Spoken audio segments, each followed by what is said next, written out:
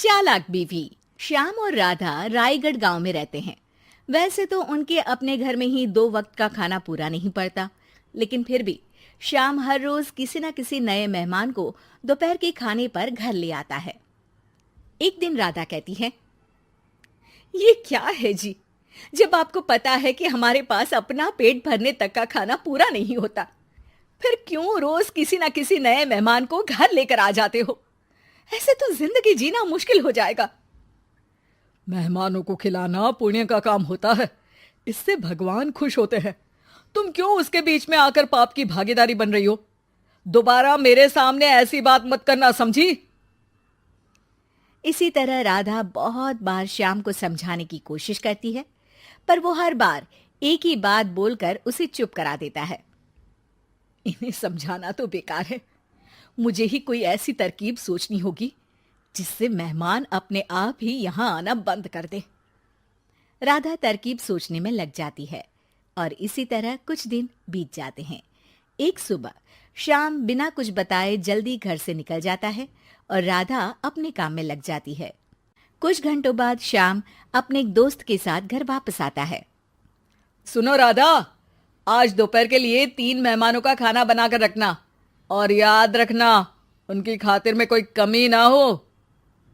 श्याम की बात पर राधा हैरानी से उसकी तरफ देखने लगती है, लेकिन दोस्त के साथ होने की वजह से कुछ बोल नहीं पाती। घर में तो ठीक तरह से 2 लोगों के खाने लायक तक दाल चावल नहीं है और इन्हें मेहमान बुलाने हैं। बस अपना अपना बोलते हैं, दूसरे की तो कभी सुननी ही नहीं है। क्या करूं मैं? राधा क्या करूं क्या नहीं की उलझन में फंसी ही होती है कि उसके दिमाग में एक तरकीब आती है, जिस पर वो श्याम और उसके दोस्त के घर से बाहर जाते ही रसोई में से सिलबट्टा निकाल कर लाती है। अब मुझे मेरे ये साथी ही इस मुश्किल से बाहर निकालेंगे। राधा सिलबट्टे पर रोली, चावल और हल्दी डालकर उसे मेहमानों के बैठने की जगह पर ले जाकर रख देती है। कुछ ही देर में वो तीनों मेहमान भी घर पहुंच जाते हैं। आइए जी, पधारिए, हमें आपका ही इंतजार था। जी शुक्रिया। श्याम भाई कहाँ हैं? वो ना बस आते ही होंगे, तब तक आप बैठिए ना। जैसे ही वो तीनों अपनी जगह पर बैठते हैं तो सामने पूजा किए सिलबट्टे को रखा देख असमंजस में पड़ जाते हैं। और बहन, ये सिलबट्टे की पूजा कर इसे यहाँ क्यों रखा है? क्या ये आपके यहाँ का कोई रिवाज है? अरे नहीं नहीं, वो तो मेरे पति की मन्नत है, इसलिए पूजा की है। हैं? सिलबट्टे पर कैसी मन्नत? मेरे पति ने मन्नत ली है कि वो अपने मेहमानों को खाना परोसने से पहले इस सिलबट्टे से 3 बार उनके सिर पर मारेंगे। राधा की ये बात सुन तीनों मेहमानों के चेहरों की हवाइयां उड़ जाती है, जिसे देख राधा मन ही मन हंसती हुई उन्हें दिलासा देते हुए कहती है, अरे आप लोग फिक्र मत कीजिए, ज्यादा तेज नहीं मारेंगे, बस 3 बार जरा सी थपकी।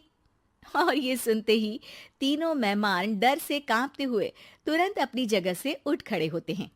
अरे अरे, आप सब उठ क्यों गए? मेरे पति बस आते ही होंगे, फिर सब साथ में खाना खाइएगा। अरे जी नहीं, हमें कुछ नहीं खाना। ये कहकर तीनों मेहमान बिना एक पल की और देरी किए घर से बाहर भाग जाते हैं, जिन्हें जाते हुए घर के अंदर आता श्याम देख लेता है। अरे वाह राधा, उन तीनों मेहमानों ने तो बड़ी जल्दी खाना खा लिया। नहीं ना, बिना खाए ही चले गए। अरे वो क्यों? क्योंकि वो खाने से पहले मुझसे ये सिलबट्टा मांग रहे थे, तो मैंने बोल दिया कि मेरी माँ ने दिया है, मैं नहीं दे सकती। बस फिर वैसे ही चले गए। राधा की बात सुन श्याम गुस्से से लाल होकर उस पर चिल्लाने लगता है। तुम पागल हो क्या? मेहमान को नाराज कर दिया। मेहमान जो मांगे उन्हें वो देना हमारा फर्ज है। इतनी सी बात तुम्हें कब समझ में आएगी? मैं अभी उन्हें ये सिलबट्टा देकर वापस घर में ले आता हूं, तुम खाना तैयार रखना।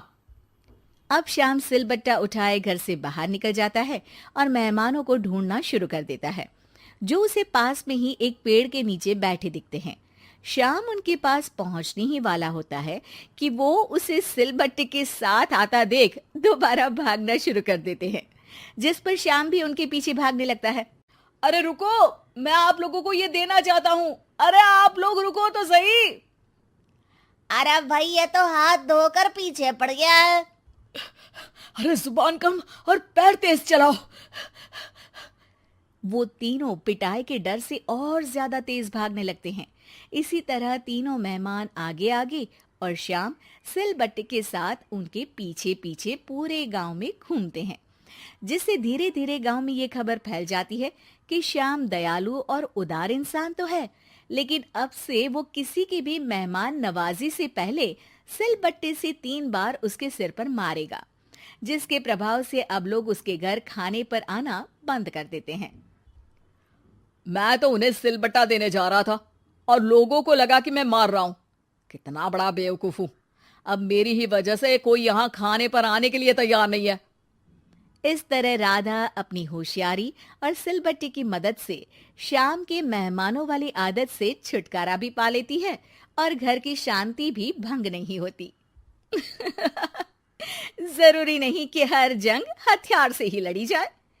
कुछ के लिए सिर्फ दिमागी चाल ही काफी होती है, और अगर शांति के साथ अच्छे से दिमाग लगाकर सोचा जाए तो मुश्किल से मुश्किल समस्या का समाधान मिल ही जाता है।